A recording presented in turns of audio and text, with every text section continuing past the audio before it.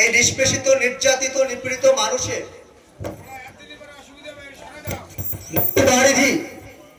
শ্রী হরিচাঁদ ঠাকুর তার সেনানীগণ সবাইকে আমার পিতা মাতার স্থানে যারা আছেন, আমার সৃষ্টিকর্তা, আমার পিতা মাতা, আমার ভগবান শ্রী হরিচাঁদ গুরুচাঁদ, তাদের যথাযোগ্য সম্মান প্রদর্শন সম্মান জানিয়ে আমি দুই একটি কথা বলবো।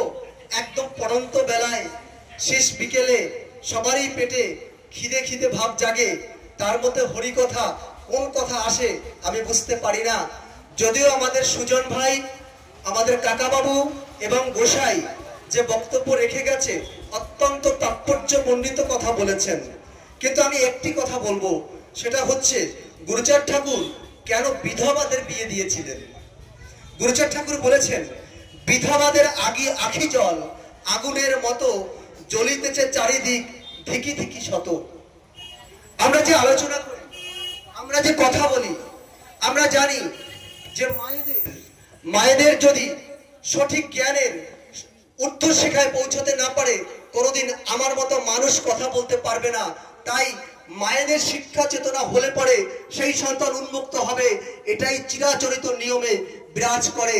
আসলে একবার কি ভেবেছেন, যে স্বামীটি মারা গেল তার স্ত্রীকে আগুনে পুড়িয়ে দেওয়া হলো, যে সমাজ, যে গ্রন্থ একটা জ্যান্ত মানুষকে পুড়িয়ে ফেলতে পারে, সেটা কোনোদিন আপনার আমার গ্রন্থ হতে পারে না।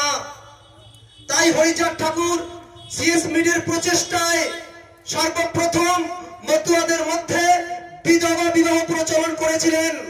আমাদের গোপাল সাধু গুরুচাঁদ ঠাকুরের নেতৃত্বে 30টি বিধবাদের বিবাহ দিয়ে তার প্রমাণ্য কপি অস্ট্রেলিয়ায় পাঠিয়ে চন্ডাল গালি মোচনের একটি সার্টিফিকেট আদায় করে নিয়েছিলেন। 1905 সালে বঙ্গভঙ্গ আন্দোলন হচ্ছে, এদিকে গুরুচাঁদ ঠাকুর তার সেনানীরা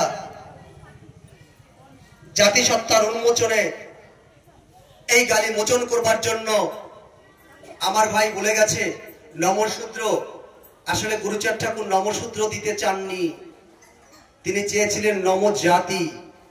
কারণ গুরুচাঁদ ঠাকুর ভালো করেই জানতেন শূদ্র হচ্ছে ওই 3 বর্ণের 5টা গোলাম, এই গোলামের মধ্যে তিনি রাখতে চাননি।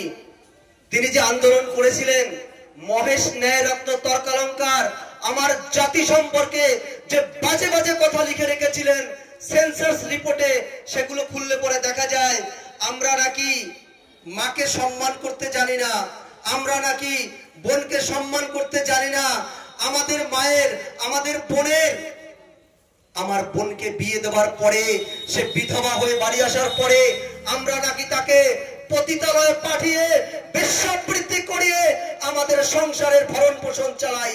তাই এই জাতি কোনোদিনই মনুষ্য জাতি হতে পারে না, এই জাতি নিম্ন জাতি, এদের শিক্ষার অধিকার বঞ্চিত, এদের খাওয়া দাওয়ার অধিকার বঞ্চিত, এরা কেচোর মতো গড়াবে, এই জাতির কোনো মূল্যায়ন নাই। সেন্সাস রিপোর্টে এটা লেখা রয়। এই সেন্সাস রিপোর্টের লেখা যখন গুরুচাঁদ ঠাকুর জানতে পারে, এই বুকে হাত তার আরো আড়ষ্ট হয়ে যাচ্ছিল যে এই জাতির মধ্যে মুক্তি আসবে না যদি আমি এই জাতিকে শিক্ষার অধিকার দিতে না পারি।